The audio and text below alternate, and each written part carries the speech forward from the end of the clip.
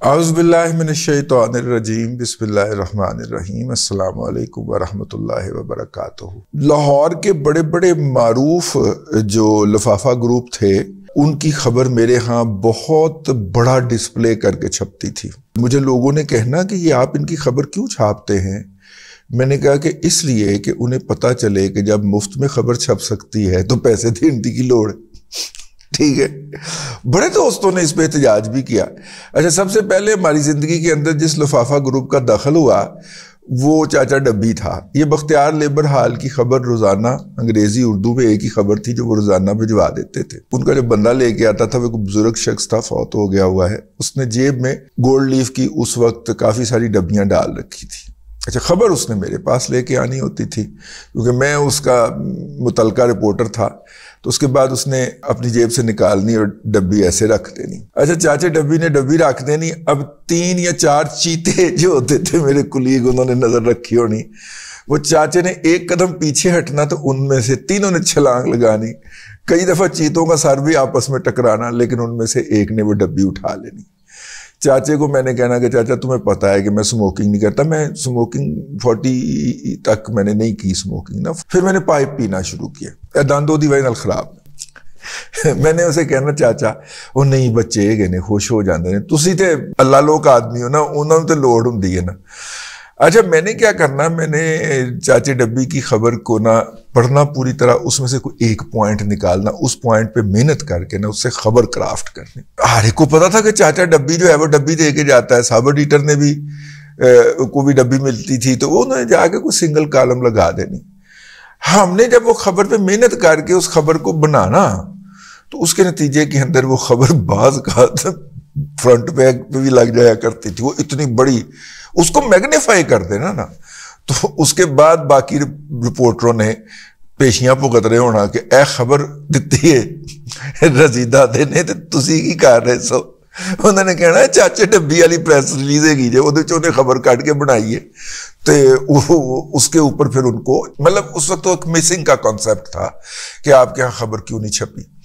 اسی طرح ایک ندیم صاحب ہوتے تھے، لفافہ جرنلسٹ ایسوسی ایشن بھی انہوں نے بنائی ہوئی تھی، وہ سال کی ایک خبر لے کے آیا کرتے تھے۔ ندیم چشتی فوت ہو گئے ہوئے وہ بھی، کہ اس سال کتنی فلمیں بنی، کتنوں میں لاس ہوا، کتنوں میں یہ ہوا۔ اچھا، یہ کامرس کی خبر ہوتی تھی نا، فلم اور انٹرٹینمنٹ کا بندہ یہ خبر نہیں بناتا تھا، تو ندیم چشتی نے میرے ساتھ بیٹھ جانا اور اس نے مجھے بتاتے جانا خبروں، فلموں کی تعداد کتنی فلاپ ہوئی، کتنی ہٹ ہوئی، جنہوں نے ہٹ ہوئی کتنا بزنس کیا، جو فلاپ ہوئی ان میں کتنا لاس ہوا۔ اس طرح کی ایک اینول ریویو میرے سے چھپوایا کرتے تھے، وہ بھی میں نے مفت چھاپنا ہوتا تھا۔ اچھا، اس کا پورا مقصد کیا تھا؟ اس کا مقصد یہ، مجھے پوچھا کئی دوستوں نے، میں نے انہیں عرض کیا کہ ان لوگوں کو یہ باور کرایا جائے کہ ان کے پیسے سے خبر نہیں چھپتی، خبر جو ہوتی ہے وہ خبر ہوتی ہے، جب وہ خبر ہوگی تو چھپے گی، آپ پیسے کیوں ضائع کرتے ہیں؟ لیکن بہرحال ہماری یہ جدوجہد جاری رہی، اور آج کا ولاگ جو ہے وہ ہم اسی جدوجہد کے حوالے سے کر رہے ہیں، کیونکہ ہم نے یہ باور کروانا ہے کہ پیسے کی بنیاد کے اوپر اگر آپ ولاگ کروائیں گے تو ہم پھر اس موضوع کے اوپر مفت ولاگ کریں گے، تاکہ یہ پیسے جو دے کے، اب دیکھیے نا، ایک اچھا انیشیٹو تھا جب 1122 لانچ ہوئی 2003 یا 4 کے اندر، پرویز الہی صاحب پنجاب چیف منسٹر صاحب نے لانچ کی تو انہوں نے ساتھ میں کہا تھا کہ اس کے ساتھ ہم ایئر ایمبولنس بھی لائیں گے۔ وہ ایئر ایمبولنس کا پروجیکٹ جو تھا وہ پڑا رہا، چاچو نے تو کرنا ہی نہیں تھا کیونکہ پرویز الہی اس کا اعلان کر گیا تھا۔ وہ پرویز الہی صاحب کے پہلے دور میں تو نہیں ہو سکا، دوسرے دور میں ہونا تھا، دوسری دفعہ وہ منتخب ہی نہیں ہو سکے۔ اس کے بعد وہ ڈپٹی پرائم منسٹر بنے، انہیں پیسے سمیٹنے سے فرصت ہی نہیں ملی، انہوں نے نہیں بنایا۔ چاچو نے تو کرنا ہی نہیں تھا کیونکہ چاچو جو تھے انہوں نے تو کارڈک ہسپتال وزیر آباد نہیں ہونے دیا جو پرویز الہی نے افتتاح کیا تھا، تو وہ یہ کیسے ہونے دیتے؟ پھر چاچو کی حکومت گزر گئی، پھر پی ٹی آئی کی حکومت بھی آئی، پھر پرویز الہی کی دوبارہ حکومت آ گئی وزارت اعلیٰ کی، نہیں ہوا جی۔ مریم بی بی نے آ کے ادھر ادھر دیکھا کہ کوئی پروجیکٹ جو کہ انکمپلیٹ پڑا ہو یا جس کا سارا پیپر ورک ہو چکا ہو اور میں اس کو ایگزیکیوٹ کر دوں، تو سب سے پہلے بیوروکریسی نے یہ والا پروجیکٹ اٹھا کے انہیں بتایا کہ یہ ساری اپروولیں ہو چکی ہیں، بجٹ بھی ایلوکیٹ ہو چکا ہے, سب کچھ ہو چکا ہے, آپ نے صرف آرڈر کرنا ہے تو فیتا کٹنا, تو کڑی ساڑی نے فیتا کٹیا فوراً. اس کے اوپر مختلف لوگوں نے مختلف سوالات اٹھائے. دیکھیے موٹر وے کے باعث ہمارے ساؤتھ سے, ملتان سے یا بہاولپور سے 3 یا 4 گھنٹوں میں آپ لاہور پہنچ جاتے ہیں. اور اب میرے بہت سارے دوست احباب جو کہ ملتان رہتے ہیں یا بہاولپور رہتے ہیں, وہ بائی ایئر ٹریول نہیں کرتے, کیونکہ ان کا کہنا ہے کہ پہلے گھنٹہ لگا کے آپ ایئرپورٹ پہنچیں, پھر جناب گھنٹہ لگا کے آپ چیک ان کریں اور جہاز کے اوپر روانہ ہو, پھر جہاز نے کو 45 منٹ سے لے کے اتنی ایک اس کی فلائٹ ہوگی. وہ کہتا جی چلیں 1 گھنٹے کی فلائٹ ٹیک آف لینڈنگ ڈال کے آپ لگا لیں 3 گھنٹے ہو گئے. پھر وہاں سے ایئرپورٹ پہ 4تھا گھنٹہ لگ جائے گا گھر پہنچتے. تو زیادہ بہتر نہیں ہے کہ 4 گھنٹے میں بندہ اپنی گاڑی پہ پہنچ جائے, اپنی گاڑی کی لگژری بھی اپنی جگہ کے اوپر اور خرچہ بھی بہت کم. تو یہ والے روٹ کے اوپر بھی احباب یہی کرتے ہیں. اور اگر جب ایمبولینس میں اگر آپ پیشنٹ ٹرانسفر کر رہے ہوں گے لاہور, لیکن پیشنٹ ٹرانسفر کرنا کیوں ہے لاہور میں؟ دیکھیے کارڈیالوجی انسٹیٹیوٹ ملتان میں بھی موجود ہے, اور نشتر میڈیکل کالج اور نشتر ہاسپٹل اتنا تاریخی اور بہترین ہاسپٹل ملتان میں موجود ہے. تو پیشنٹ کو لاہور کیوں بھجوانا ہے؟ یہی 2-3 پیشنٹ ہوتے ہیں نا جن کو منتقلی کے اندر مسائل کا سامنا ہوتا ہے کہ ان کی جان نہ چلی جائے. لے دے کے یہ ایئر ایمبولینس جو ہے یہ رحیم یار خان اور بکر لیا ان علاقوں کے لیے, میاں والی ان علاقوں سے پیشنٹ کو پنڈی لاہور منتقل کرنے کے لیے استعمال ہوگی. بہرحال جہاں پہ بھی ہوگی ایک اچھا انیشیٹو ہے.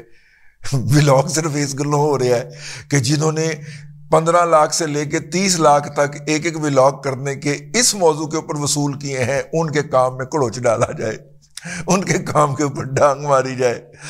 بہت اچھا انیشیٹو ہے. اتنی تعریف انہوں نے نہیں کی مریم نواز شریف کی جتنی میں کر رہا ہوں, اسی لیے کر رہا ہوں کہ انہوں نے کام جلات مارنی ہے. بہت اچھا انیشیٹو ہے. اور اس کے ساتھ اگر ہیلی کاپٹر بھی ایڈ کیا جائے, اور مجھے یہ پیغام بھجوایا گیا کسی کے ذریعے کہ جناب ہیلی کاپٹر جو ہے وہ بالکل اس کے حوالے سے پوری وہ بن رہی ہے فیزیبلٹی وغیرہ. اور فی الحال مریم نواز شریف صاحبہ نے جو چیف منسٹر کے زیر استعمال ہیلی کاپٹر ہوتا ہے وہ بھی اس کے لیے مخصوص کرنے کی ہدایات جاری کر دی ہیں. مطلب کہ ہمہ وقت وہ ہیلی کاپٹر اس طرح کے کسی ایمرجنسی کے پیشنٹ کے لیے ہوگا. اور یہ ہیلی کاپٹر اس لیے بھی اس کی اہمیت زیادہ ہوگی کیونکہ اس کے لیے ایئرپورٹ کی ضرورت نہیں ہوتی. سڑک کے اوپر کہیں پہ دور دراز علاقے میں ایکسیڈنٹ ہو جاتا ہے خدا نخواستہ, اور وہاں سے مریضوں کو جلدی منتقل کرنے کے مسائل درپیش ہیں, تو ہیلی کاپٹر جو ہے وہ بیسٹ آپشن ہوگا. تو ایک انہوں نے یہ کام کیا. ابھی میں یہ اس کے بارے میں سوچ ہی رہا تھا, اطلاع آئی DGPR کی طرف سے کہ جناب وہ آج انہوں نے افتتاح کرنا ہے, 1 مئی کا دن تھا. میں گڑ والے مسئلے کے بعد نہ اوائڈ کرتا ہوں فنکشن میں جانا جن میں مریم نواز شریف جاتی ہیں, ٹھیک ہے, تو میں نہیں گیا. 1 مئی کو میں نے وہ فوٹیج دیکھی ہے, 32 موبائل ہاسپٹل کا افتتاح کیا ہے انہوں نے. اور لاہور میں افتتاح کرنے کے بعد وہ فوری طور پہ بہاولپور روانہ ہو گئیں, کیونکہ وہاں پہ اس طرح کا ایک ہسپتال فیلڈ کے اندر آپریشنل ہوگا اور اس کا وہ معائنہ کریں گی. یوں ایک ہی وقت میں وہ لاہور اور جنوبی پنجاب کے اندر موجود ہوں گی. اس کو تھوڑا سا آگے بڑھاتے ہیں. اچھا, یہ ہاسپٹل جو ہے موبائل ہاسپٹل, یہ آئیڈیا بیسیکلی چاچو کا تھا.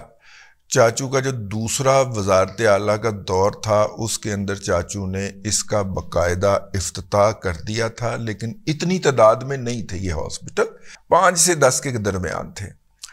لیکن جیسے ہی اس صوبے کے اوپر عثمان بزدار نامی ایک لعنت مسلط ہوئی اور اس نے آ کے ہر اس طرح کے انیشیٹو کو بند کرنا شروع کیا, تو وہ انہوں نے یہ موبائل ہاسپٹل بھی بند کر دیے, کیونکہ ڈاکٹروں کو گھروں سے نکل کے باہر جانا پڑتا تھا. حالانکہ میں سمجھتا ہوں کہ یہ ان ڈاکٹروں کی جائے پناہ ہے جو کہتے ہیں کہ کم وقت میں ہم نے لاہور سے باہر جا کے ڈیوٹی نہیں کرنی.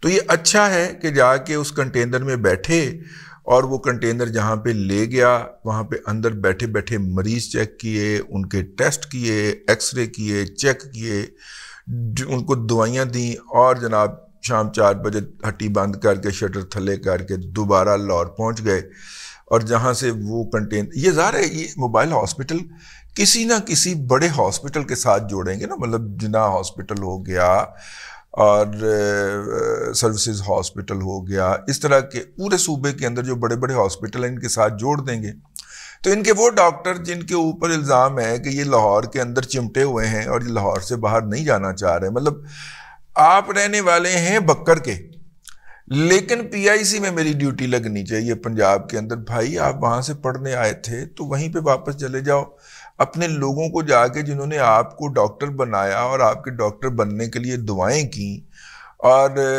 اب وہ پی آئی سی سے امریکہ جائیں گے، آگے پیچھے جانے کو تیار نہیں ہے، تو ایسے افراد کے لیے پھر یہ ایک اچھا فرار کا رستہ ہے کہ وہ ان ہاسپٹلز میں بیٹھ کے جائیں۔ بہرحال گورنمنٹ نے کچھ نہ کچھ تو کرنا ہے نا جی، تو یہ ہاسپٹل اب شرطیہ نئے پرنٹوں کے ساتھ، نئے تھرسٹ کے ساتھ، کہ اگر پہلے 8 10 12 تھے تو اب انہوں نے 32 ہاسپٹل جو ہیں اس طرح کے بنا دیے ہیں۔ ہیلتھ آن دا ویل اس کا کانسیپٹ ہے، یہ سب سے پہلے امریکہ میں آیا تھا، امریکہ بہت بڑا ہے، وہاں پہ دور دراز علاقوں میں اس طرح سہولتیں فراہم کی جاتی تھی، تو اس ولاگ کے ذریعے 2 طرح کے حرام خوروں کے حرام کے رزق کے اوپر لات ماری گئی ہے، ایک جنہوں نے موبائل ہاسپٹل کے اوپر جو تھا ولاگ بنا کے تو پیسے کھانے تھے، اور دوسرا جنہوں نے جو ہے ایئر ایمبولنس کے اوپر ولاگ کیے ہیں، اور مارکیٹ کے اندر افواہ ہے مبینہ طور کے اوپر کہ انہوں نے پیسے وصول کیے ہیں، کہ رشوت دینے والا اور لینے والا دونوں جہنمی ہیں۔ اب تک کے لیے اتنا ہی، اگلے ولاگ کے اندر پھر حاضری ہوگی۔ اللہ تبارک و تعالیٰ آپ کو آسانیاں عطا کرے اور آسانیاں خلق خدا میں تقسیم کرنے کی توفیق عطا کرے۔